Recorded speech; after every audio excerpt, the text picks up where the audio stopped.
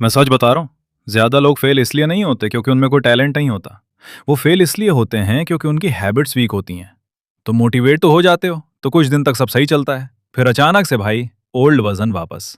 Phone, distraction, laziness सब वापस। Problem motivation की नहीं, प्रॉब्लम सिस्टम की है जिससे सारा प्रोग्रेस बिगड़ जाता है। इसलिए मैं तुम्हें अगले 30 दिनों के लिए कुछ हैबिट बताने वाला हूँ जो कि तुम्हारे गेम को पूरा चेंज कर देंगी। अगर तुमने उनको कंसिस्टेंसी के साथ फॉलो किया तो। आने वाले दिनों में तुम खुद को पहचान नहीं पाओगे। तो स्टार्ट करते हैं हैबिट नंबर 1 से, जो कि है डोपामाइन कंट्रोल। इसको ना इजी वे में समझते हैं। देखो, डोपामाइन एक केमिकल होता है जो कि आपके बॉडी से रिलीज होता है जब भी आप खुश होते हो। जैसे कि आज के समय पर हम 10 सेकंड के अंदर 20 से 30 इंस्टाग्राम रील्स देखते हैं। जब हम कम समय के अंदर बहुत सारा कंटेंट कंज्यूम करते हैं, हमारा जो डोपामाइन लेवल है, मतलब खुशी का लेवल, वो हाई रहता है। अब हुआ क्या, मुझे अचानक से पढ़ने बैठना है। मैंने अपनी वो बोरिंग फिजिक्स की बुक निकाली और मैं पढ़ने बैठा। अब मेरा डोपामाइन लेवल बिलो हो गया, मतलब गिरने लगा। जैसे ही डोपामाइन गिरने लगा तो फिर मुझे ऐसा लगने लगा कि मुझे कुछ याद ही नहीं है, मुझे तो कुछ समझ ही नहीं आ रहा है। तो इस सिचुएशन में हमें क्या करना है? हमें डोपामाइन डिटॉक्स करना है, जो कि होगा हॉलीडे से।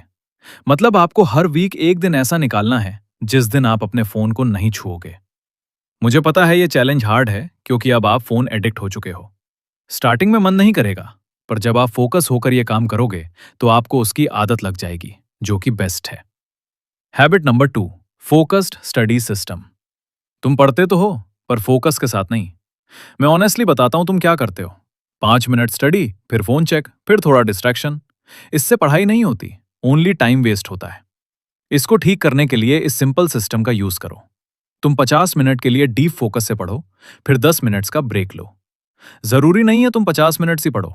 ये नंबर हर किसी के केस में अलग अलग हो सकता है। कोई ज्यादा देर तक पढ़ सकता है तो कोई कम देर तक। इसलिए जितना डीप फोकस से पढ़ सको उतना ही पढ़ना। पर हाँ, एक शर्त है। इन 50 मिनट्स में कोई डिस्ट्रैक्शन नहीं।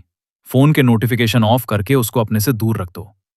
और अगर तुम फोन से ही पढ़ रहे हो तो ध्यान देना, तुम पढ़ाई के अलावा और कुछ मत करना, like reels and chatting. Starting में माइंड भागेगा, लेकिन अगर तुम 2-3 दिन कंसिस्टेंसी के साथ खड़े होगे तो ऑटोमेटिकली फोकस बिल्ड होगा। Habit number 3, body discipline. तुम्हारी बॉडी डायरेक्टली तुम्हारे माइंड को अफेक्ट करती है।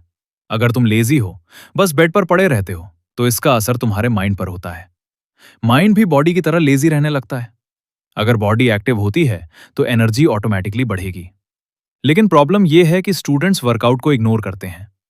ज्यादातर स्टूडेंट सोचते हैं अभी पढ़ाई इंपॉर्टेंट है, बॉडी बाद में बना लेंगे। लेकिन रियलिटी इसके ऑपोजिट है। जब तक बॉडी एक्टिव नहीं होगी, तुम मेंटली शार्प नहीं बन सकते। मैं ये नहीं बोलूंगा कि तुम डेली जिम जाओ, अगर अफोर्ड कर सकते हो तो ही जाना। बाकी बॉडी एक्टिव से मेरा मतलब है अपनी बॉडी को डेली 20 से 30 मिनट मूवमेंट करवाओ। लाइक एक्सरसाइज कर सकते हो, वो सब, रनिंग, स्केपिंग, कुछ भी। इंपॉर्टेंट ये नहीं है कि तुम क्या कर रहे हो, इंपॉर्टेंट ये है कि तुम डेली कुछ ना कुछ कर रहे हो। Habit number 4, grooming and self image. तुम्हारी अपीयरेंस सिर्फ दूसरों के लिए नहीं होती, ये तुम्हारे खुद के कॉन्फिडेंस को भी अफेक्ट करती है। मेसी हेयर, केयरलेस ड्रेसिंग, ये सब तुम्हें अंदर से वीक फील करवाते हैं और फिर तुम खुद को ही लो फील करते हो। आपको कुछ नहीं करना, बस कुछ सिंपल स्टेप फॉलो करने हैं जो कि आपके कॉन्फिडेंस को हाई लेवल कर देंगे।